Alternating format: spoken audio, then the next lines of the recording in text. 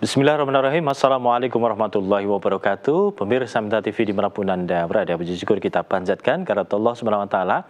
Di kesempatan yang berbahagia ini kita masih diberikan begitu banyak limpahan nikmat dan karunia-Nya. Dan mudah-mudahan kita semuanya juga dalam keadaan sehat walafiat. Kembali hadir bersama Anda di setiap Rabu sore pukul 16 atau jam 4 sore. Kita bersama di program Risalah Muzakarah dan insya Allah hingga nanti jam 5 sore. Untuk Anda pemirsa dapat bergabung bersama kami di telepon 02716793.000 atau di SMS BA 08112553000. Dan alhamdulillah telah hadir narasumber bersama kami di kesempatan sore hari ini. Ada beliau Ustadz Dr. Andes Diastono MPD. Kita sapa dulu. Assalamualaikum warahmatullahi wabarakatuh. Waalaikumsalam warahmatullahi wabarakatuh. Kabar baik dan sehat, J? Insya Allah, alhamdulillah. Alhamdulillah baik. Yeah. Siap memberikan materi ilmu untuk kita semuanya saja sore hari ini. Pemirsa MTA TV dimanapun Anda berada, untuk mukadimahnya terlebih dahulu kita akan simak bersama tausiah dari beliau Ustadz Dr. Andes Diastono MPD. Silakan Ustadz. Bismillahirrahmanirrahim. Assalamualaikum warahmatullahi wabarakatuh. Waalaikumsalam. Alhamdulillahirrabbilalamin. Wassalatu wassalamu ala Muhammadin wa ala alihi wa ashabihi ajma'in. Asyhadu alla ilaha illallah wahdahu la syarikalah wa asyhadu anna Muhammadan abduhu wa rasuluh la nabiyya ba'dah.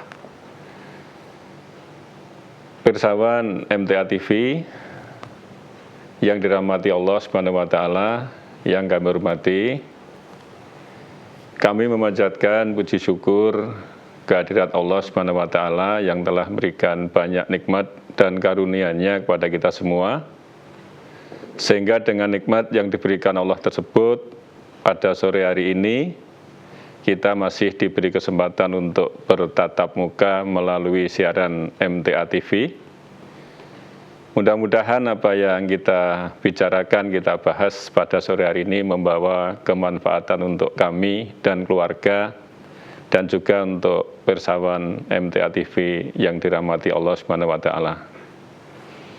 Sesuai yang kami rencanakan bersama dengan pengelola MTA TV, sore hari ini kita akan membahas tentang pentingnya memilih lingkungan untuk menjaga iman. Yang mana materi hari ini tidak terlepas dari rangkaian beberapa pertemuan kita, masih kita hubungkan dengan fokus untuk pendidikan anak kita. Meskipun nanti di beberapa bagian tidak bisa terlepas dari lingkungan secara umum, kita yang sudah dewasa, yang sudah berkeluarga. Bapak Ibu pirsawan yang dirahmati Allah Subhanahu wa taala, anak di masa kecil sampai usia SD, itu lingkungan yang mereka dapatkan adalah dalam keluarga. Sebagaimana yang sudah kita bicarakan bahwa mendidik anak di masa kecil ini sangat penting, ibarat mengukir di atas batu. Apa yang anak-anak kita dapatkan di dalam keluarga, khususnya dari bapak ibu mereka, ini akan menjadi pelajaran yang senantiasa membekas di dalam diri anak-anak kita. Sehingga baik dan tidaknya pendidikan di dalam keluarga ini sangat mempengaruhi kepribadian, keimanan anak-anak kita ketika mereka remaja sampai dewasa. Dan yang kedua, di sini memegang peran penting adalah orang tua. Orang tua sangat berpengaruh, bahkan dikatakan Rasulullah bisa menjadikan mereka Yahudi, Nasrani atau Majusi. Artinya peran orang tua untuk memberikan bekal akidah kepada anak, pengertian agama kepada anak, ini sangat dibutuhkan ketika mereka kecil. Kemudian ketika mereka menginjak usia remaja, di usia SMP, SMA, pergaulan mereka semakin luas. Mereka mulai kenal anak-anak seusia mereka, dan ketergantungan terhadap orang tua mulai berkurang. Ya. Maka pengaruh pergaulan, apa yang mereka dapatkan dari teman-teman mereka, dari orang-orang dekat mereka, ini akan ikut mempengaruhi kepribadian, akan mempengaruhi keimanan anak-anak kita. Bahwa peran orang-orang dekat, terutama tetangga ini, sampai Rasulullah memberikan satu gambaran. Wallahi la yu'minu, wallahi la yu'minu, wallahi la yu'minu. Sampai beliau mengatakan 3 kali, sehingga para sahabat bertanya-tanya. Qalu wa madzaka ya Rasulullah?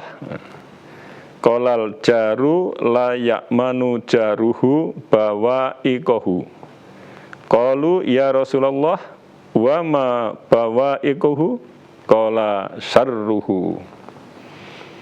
Hadis ini untuk menggambarkan betapa pengaruh orang-orang dekat kita, tetangga-tetangga kita, dan nanti kita akan fokuskan untuk pengaruh pada anak-anak kita. Demi Allah tidak beriman. Demi Allah tidaklah beriman.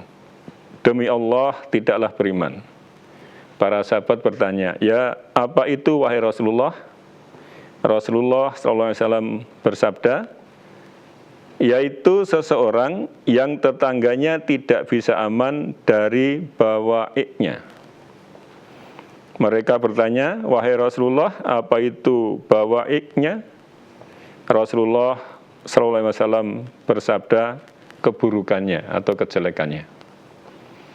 Jadi ini pengaruh orang-orang dekat atau tetangga terhadap tetangga yang lain itu sangat penting untuk pendidikan anak-anak kita. Sampai ada pepatah dalam bahasa Arab yang memberikan nasihat, memberikan pesan, al-jaru qablat dar. Ketika seseorang akan bertempat tinggal, kalau orang sudah berkeluarga berarti membangun rumah, membeli rumah untuk tempat tinggal keluarganya. Kalau anak-anak kita nanti selepas SMP mungkin dia akan belajar di luar kota, sehingga mereka perlu tempat tinggal in the cost ya. Ketika mereka SMA, ketika mereka kuliah, maka penting kiranya untuk dipertimbangkan sebelum mencari tempat tinggal, maka diperhitungkan lebih dahulu kira-kira tetangganya, orang dekatnya, lingkungannya itu seperti apa. Al-jaru qablat dar. Jadi lihat dulu, apakah lingkungannya adalah orang-orang yang menjaga sholat 5 waktu dengan baik, syukur tempat tinggalnya dekat dengan masjid, orang-orangnya rajin untuk sholat 5 waktu ke masjid, pergaulan dalam sehari-hari terutama putra-putri, tidak terjadi campur baur, ya, pergaulan bebas. Ini perlu dipertimbangkan. Karena anak-anak kita ini hakikatnya adalah anak-anak yang sedang mencari jati diri. Apa yang sudah diterima dalam keluarga, mereka akan berhadapan dengan lingkungan yang berbeda. Maka penting kiranya bagi kita orang tua untuk memilihkan lingkungan yang baik.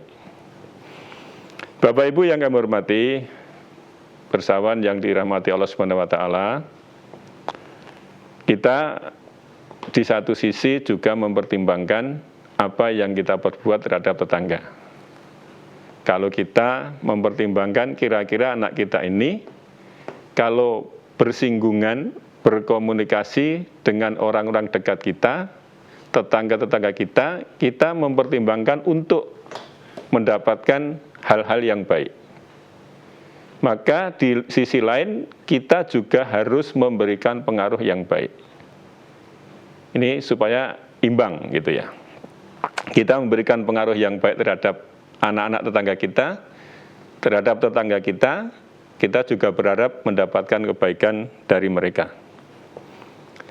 Maka salah satu pesan Rasulullah, man kana yu'minu billahi wal yaumil akhiri fal yakul khairon aw liyasmut wa man kana yu'minu billahi wal yaumil akhiri fal yukrim jarohu Wa man kana yu'minu billahi wal yaumil akhiri fal yukrim dhaifahu. Ini hadis riwayat Bukhari dan Muslim.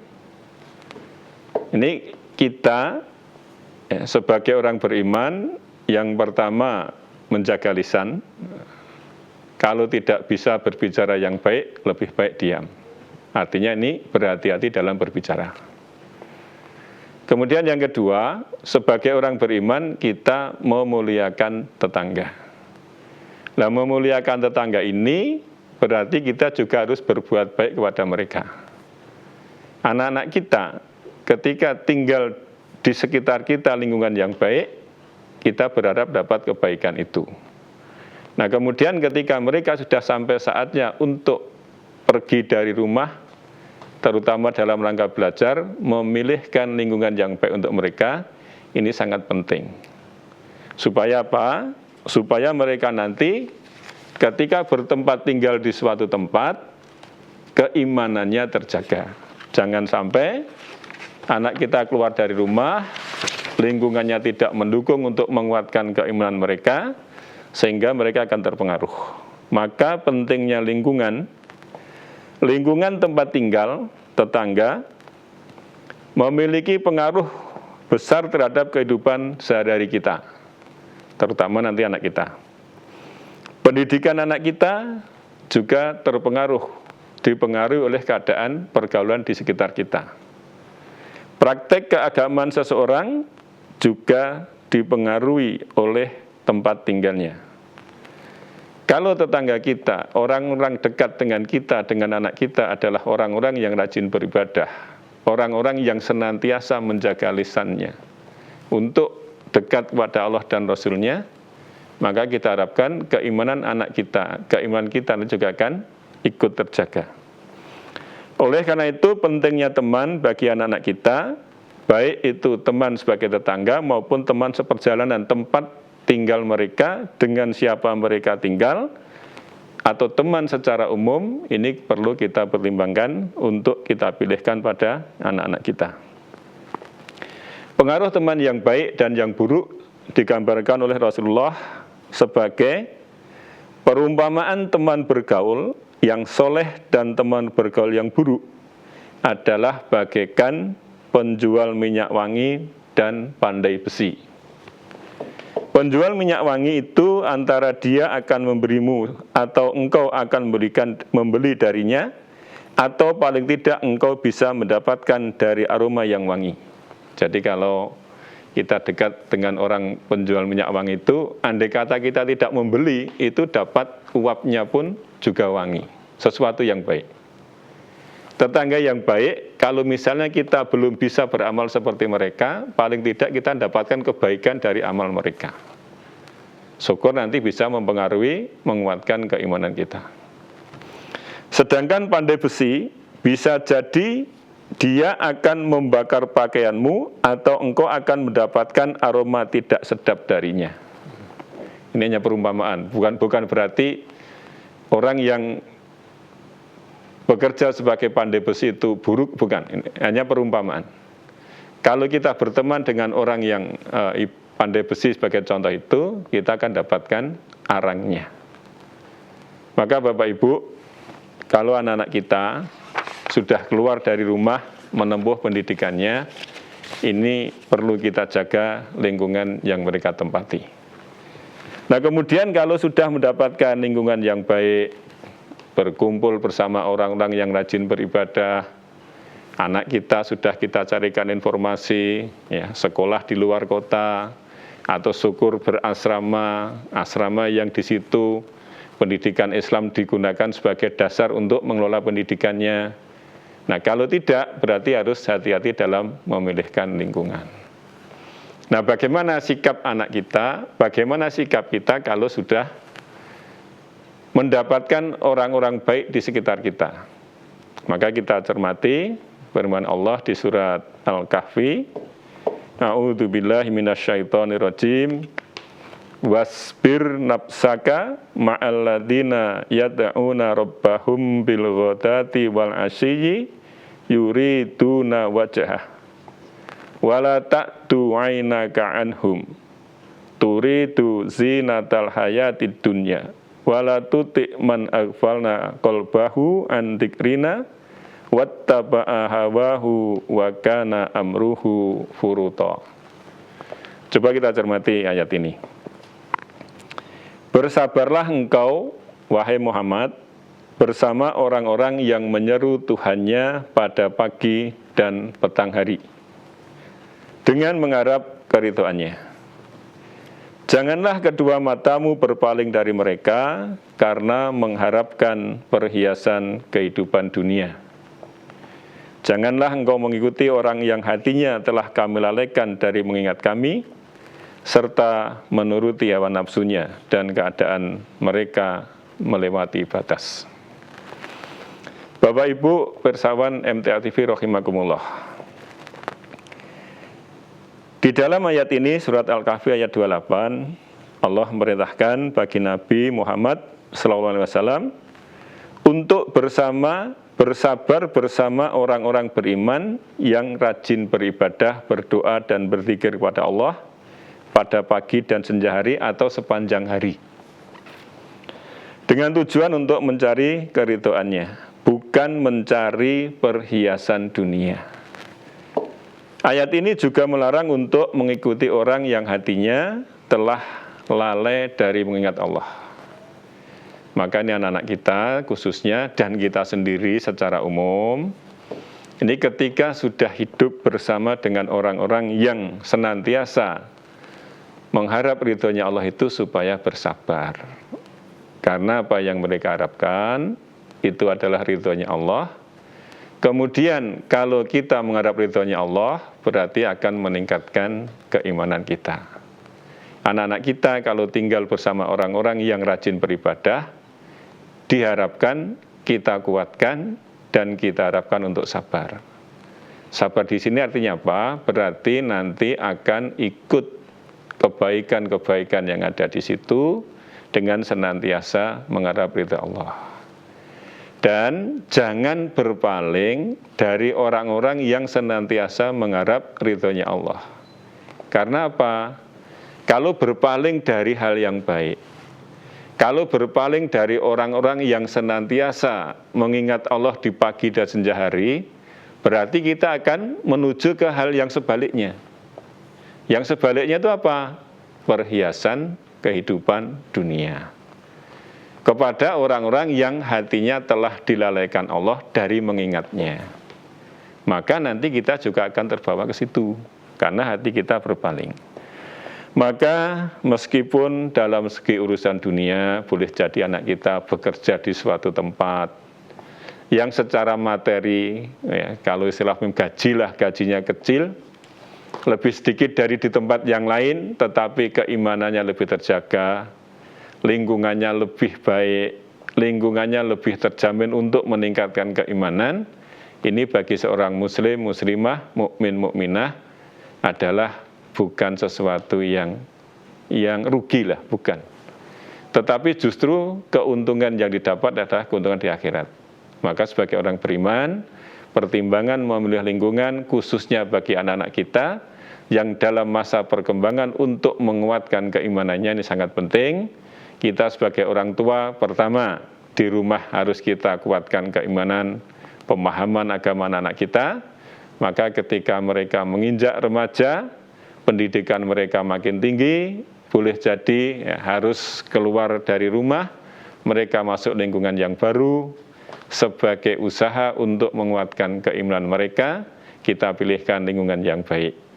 Kemudian kita sendiri, selama mendidik mereka, memberikan contoh yang baik, kemudian menjadi referensi bagi anak-anak kita, menjadi bekal yang baik ketika mereka masuk ke usia remaja dan dewasa, tinggal mengembangkan, menguatkan.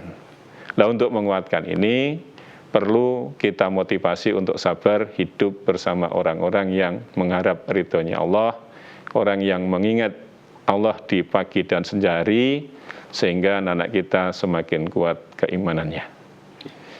Saya rasa demikian Mas Miftah untuk materi hari ini sebagai bincang-bincang kita, mudah-mudahan bermanfaat untuk kita semua. Baik, terima kasih Ustadz untuk mukadimahnya di kesempatan sore hari ini. Semoga sebagai tambah ilmu untuk saudara kita semuanya.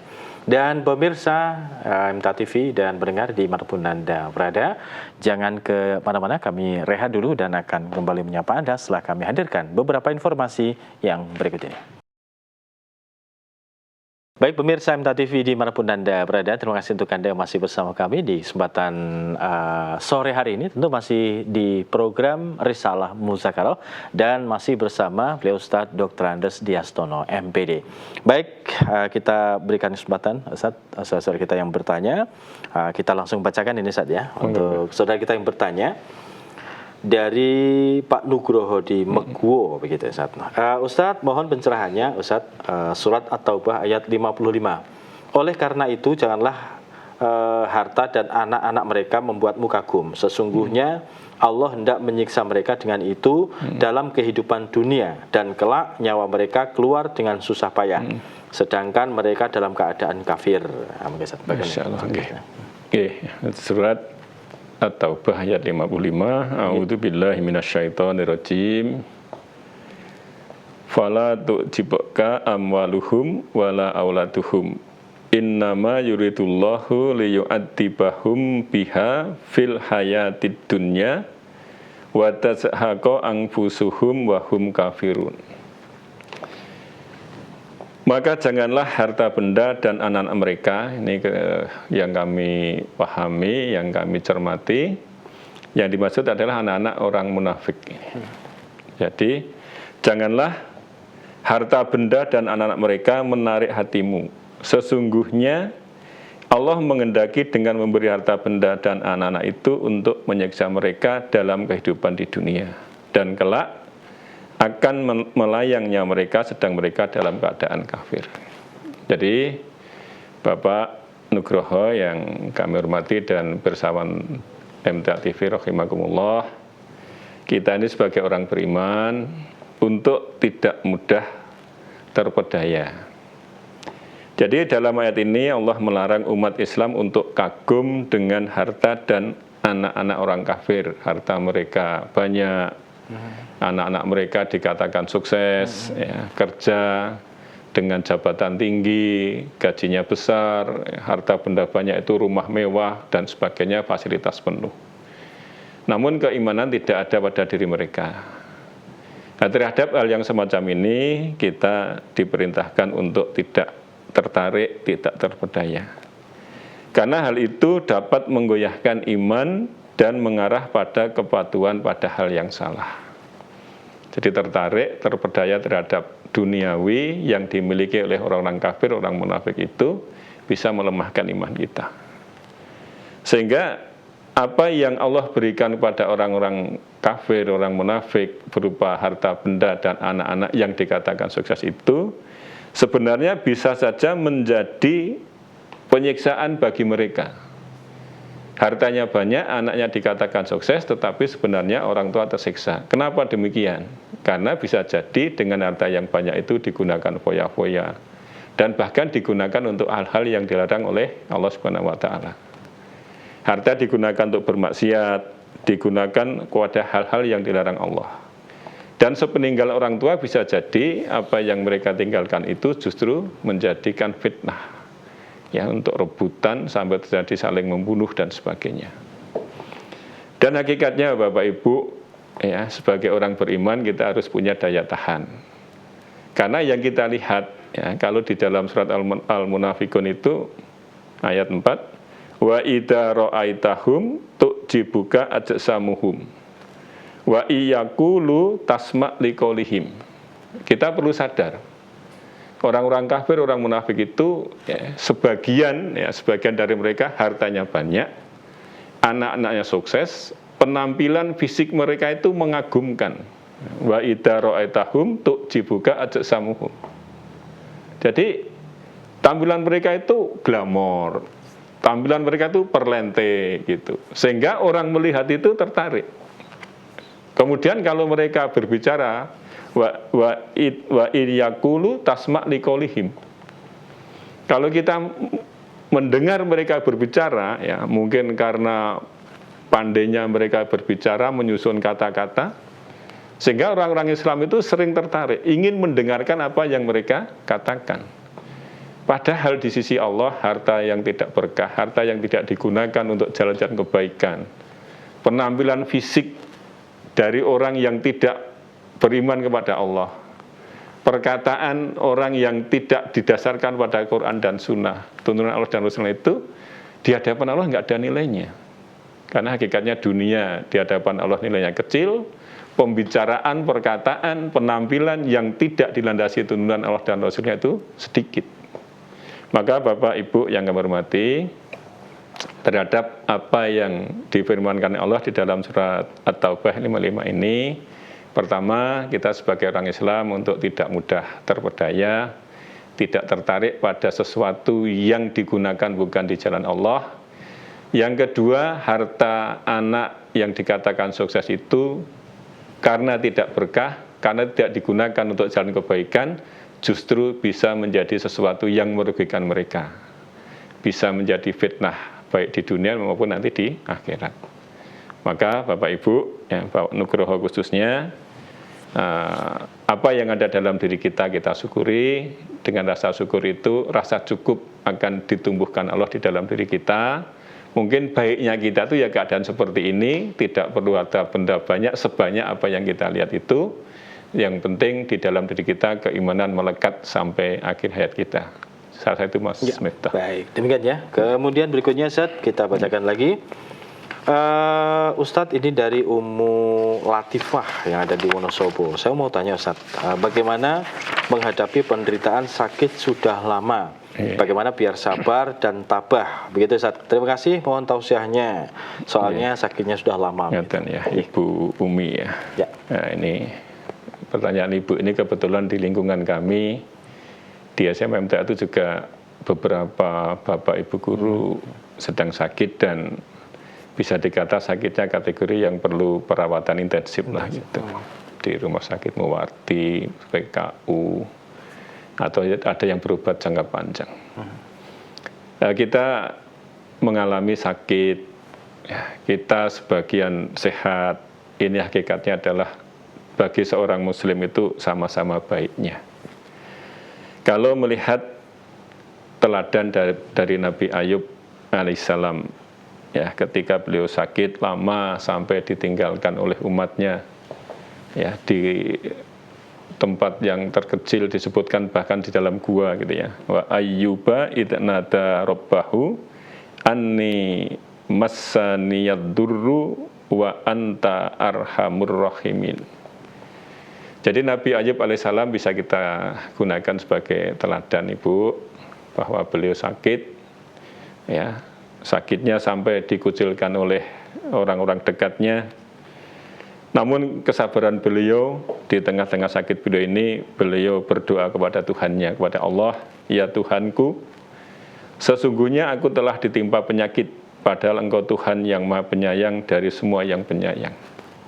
Jadi berharap kepada Allah, Allah Maha Penyayang. Nabi Ayub alaihissalam diberi sakit itu bukan berarti hina. Ketika beliau menerima dengan sabar, itu justru digunakan sebagai kesempatan untuk mendapatkan ampunan dosa-dosa beliau. Di mana ada satu riwayat seorang perempuan yang dikatakan ahli surga, Ibu. Ya. Dari Atta bin Abu Robah, dia berkata, Ibnu Abbas berkata kepadaku, apakah kamu mau saya tunjukkan seorang perempuan ahli surga? Perempuan ahli surga yang dimaksud oleh Ibnu Abbas itu siapa gitu ya. Beliau bersabda, ini ada seorang wanita yang datang kepada Nabi, ya, beliau punya sakit, orang ini punya sakit, perempuan ini, dan sakitnya ini lama, sakit ayan gitu yang dikatakan epilepsi. Kemudian datang kepada Nabi untuk didoakan kepada Allah kesembuhannya. Ternyata Rasulullah menanggapi sakitnya ibu ini dengan satu pertanyaan. Seandainya engkau mau bersabar dengan sakit itu, maka bagimu adalah surga. Jadi di dunia ini sakit. Tetapi Nabi memberikan kabar kalau dengan sakit itu tetap mau bersabar, maka balasannya surga.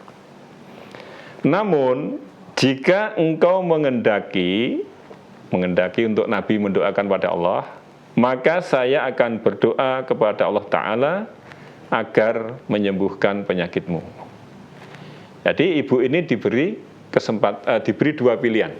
Ada seorang ibu sakit ama, ya sakitnya itu kalau sekarang disebut epilepsi, ya sehingga kalau kamu itu jadi nggak sadar ya, kan gitu. Nah ini Nabi memberikan dua pilihan. Kamu tetap sakit seperti itu, bersabar, Allah akan mengampuni dosa-dosa ibu, kemudian nanti akan masukkan ke surga. Pilihan yang kedua, bisa saja Nabi mendoakan pada Allah untuk memohonkan kesembuhan, sehingga nanti ibu ini sembuh. Tapi peluang jalan untuk masuk surga menjadi berkurang. Kira-kira kalau kita ditawari seperti itu, pilih yang mana gitu ya. Nah ternyata ibu itu pilih, biarlah ya Rasulullah, kami tetap dalam keadaan begini, artinya sakit tetap melekat pada beliau, dan beliau akan berusaha untuk sabar, namun doakan kepada Allah, kalau sakit saya kambuh, tidak terbuka aurat saya, kan gitu. Karena nggak sadar, khawatir nanti pas kambuh itu auratnya terbuka. Akhirnya Nabi mendoakan pada Allah untuk tidak terbuka auratnya ketika kambuh. Maka ibu terima sakit ini dengan tetap harus berusaha untuk berobat. Jalan zahir, ya, tetap kita tempuh, ya, ke dokter, saran dokter apa, ya, jangan sampai malah salah jalan, pergi ke yang perbuatan syirik, jangan sampai. Kita tetap menempuh jalan sesuai dengan ilmu yang diberikan pada kita. Gitu. Ya. Itu ibu, mudah-mudahan Allah memberikan kebaikan pada ibu dan keluarga, kemudian memberikan kesembuhan pada ibu dan sembuh yang berkah, sembuh yang bisa digunakan dengan rasa syukur. Gitu. Amin. Terima kasih, demikian ibu ya, mudah-mudahan dapat dipahami. Berikutnya Ustadz mohon pencerahan Al-Quran surat At-Taubah ayat 24.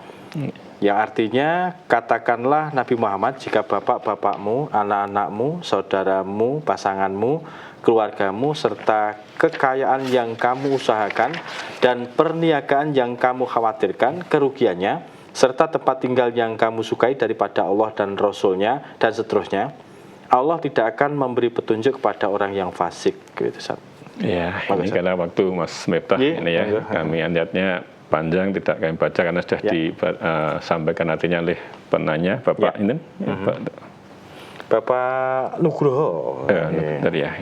Maka ini gini Bapak Ibu, ayat ini menurut yang kami pahami, latar belakang turunnya adalah berkaitan dengan keengganan sebagian kaum muslimin untuk berhijrah dari Mekah ke Madinah, ya, karena waktu itu terasa berat dengan urusan dunia yang mereka tinggalkan.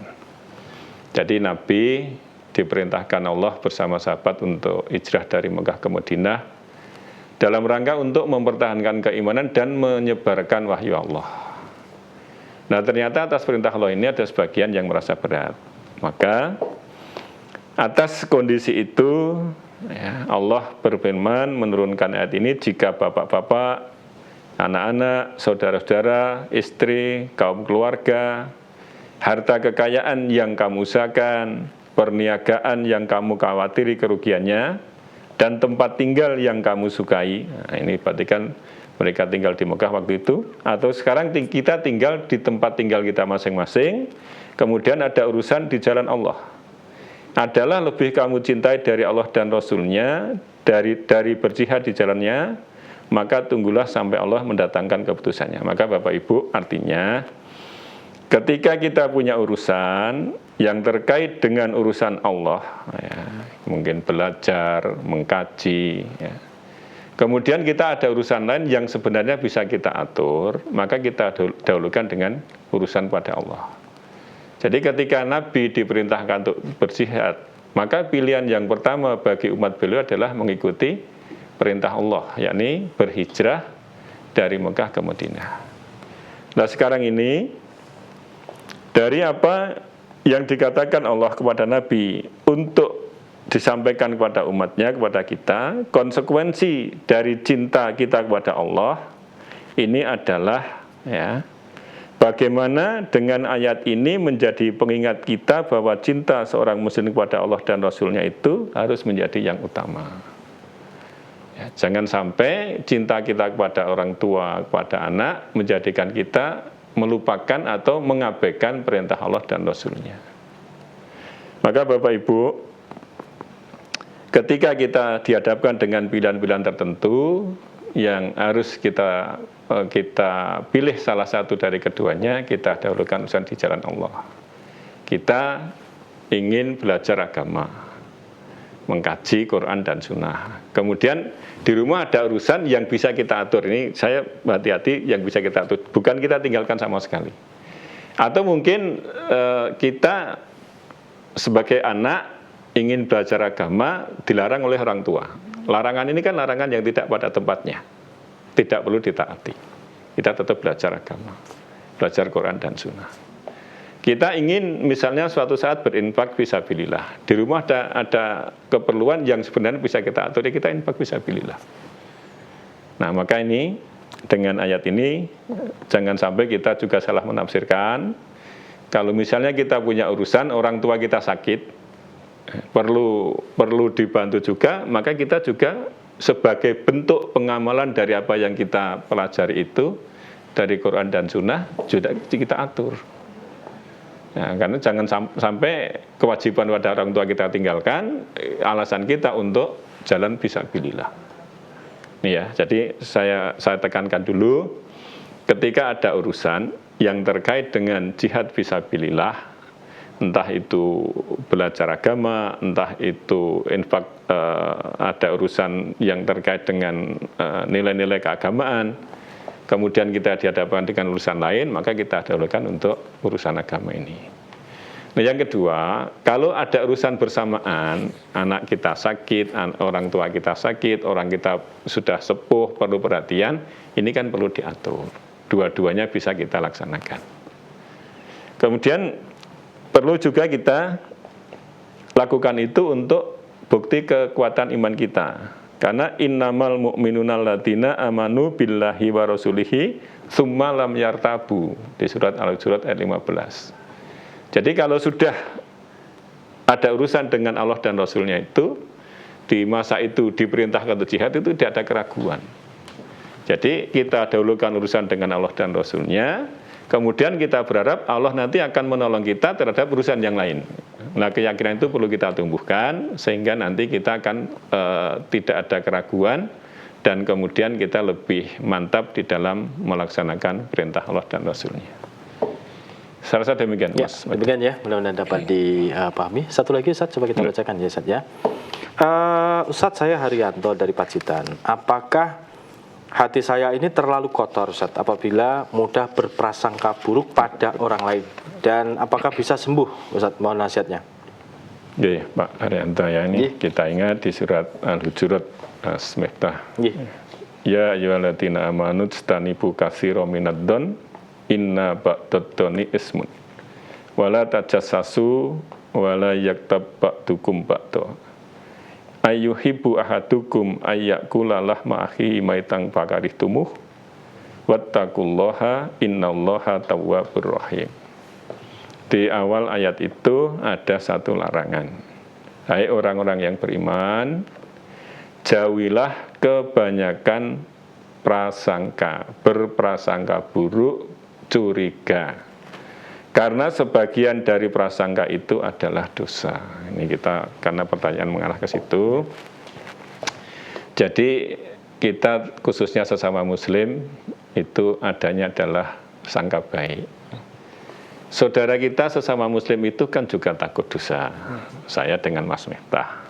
Mas Miftah kan tidak akan mencaci saya, nggak akan mengunjing saya karena takut dosa. Demikian juga saya harus berprasangka Mas Miftah itu baik, karena Mas Miftah orang Islam. Saya ketemu dengan saudara yang lain, ini orang baik, karena dia orang Islam, takut dosa. Nah, kalau itu bisa tumbuh antara dua umat Islam, maka yang ada adalah kedamaian. Nah, kalau kita saat ini masih suka berprasangka nggak baik, bisakah sembuh? Insya Allah bisa. tergantung usaha kita. Larangannya jelas, berprasangka buruk itu dilarang oleh Allah. Kita mengaku diri sebagai orang beriman. Orang beriman itu siap untuk mengamalkan apa yang diperintahkan Allah. Nah, sekarang kok belum bisa, ya harus diusahakan. Nah, misalnya kan gitu, karena sudah jelas. Maka tadi dasarnya, orang Islam itu takut berbuat dosa, maka tidak akan berbuat buruk pada kita. Karena dia menjaga diri dari api neraka, menjaga diri dari perbuatan dosa. Kita juga demikian. Salah satu usaha kita untuk tidak berbuat dosa adalah menghilangkan prasangka buruk. Nah, gitu. Saya rasa bisa, insya Allah gitu ya. Kalau tidak bisa, berarti keimanan kita kan justru tanda tanya kan gitu. Kalau keimanan kita kuat, kita mengharap ridha Allah, ikhlas beramal, ya kita harus berusaha untuk menghilangkan itu. Kalau suatu saat masih muncul, dilatih sendiri untuk dihilangkan. Saudara kita itu orang baik karena orang Islam kan gitu ya. Itu pokoknya ya. Ya, insya Allah gitu. Jadi berprasangka baik dulu, dikedepankan berarti. Iya. Kalau nanti ternyata orang yang kita hadapi betul-betul berbuat jahat, ya itu kan baru ada fakta gitu. Berikutnya berarti. Iya, insya Allah kan gitu. Baik. Terima kasih Ustaz. Pas sekali waktunya. Yang terakhir barangkali apa yang pengen dipesankan Ustaz untuk saudara-saudara kita semuanya, para pemirsa dan pendengar Ustaz. Monggo. Pemirsa MTA TV rahimakumullah. Hari ini kita sudah di penghujung acara. Dari apa yang kami sampaikan di awal, pentingnya untuk memilih lingkungan dalam menjaga iman kita. Baik iman kita sebagai orang tua maupun untuk anak cucu kita. Pilihkan lingkungan yang baik sehingga keimanan mereka nanti terjaga sampai akhir hayat masing-masing.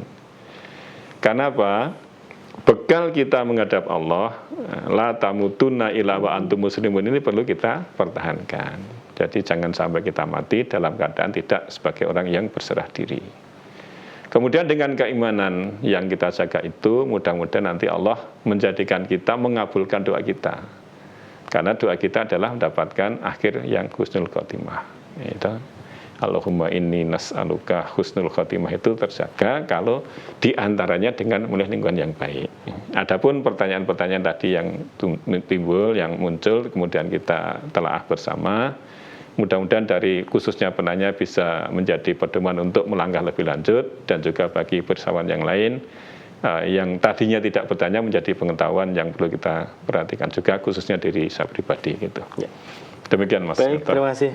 Mohon maaf dari kami. Iya, baik. Terima kasih Ustaz kebersamaannya di kesempatan sore hari ini. Sudah hadir dan berbagi ilmunya untuk saudara kita semuanya. Semoga dapat menambah ilmu dan keimanan kita kepada Allah Subhanahu wa taala.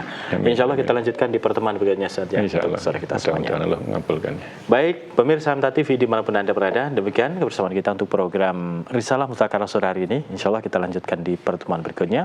Akhirnya kami undur diri. Terima kasih kebersamaannya. Mohon maaf atas segala kekurangan. Subhanakallahumma bihamdika asyhadu an la ilaha illa anta astaghfiruka wa atubu ilaik. Billahi taufiq wal hidayah. Wassalamualaikum warahmatullahi wabarakatuh.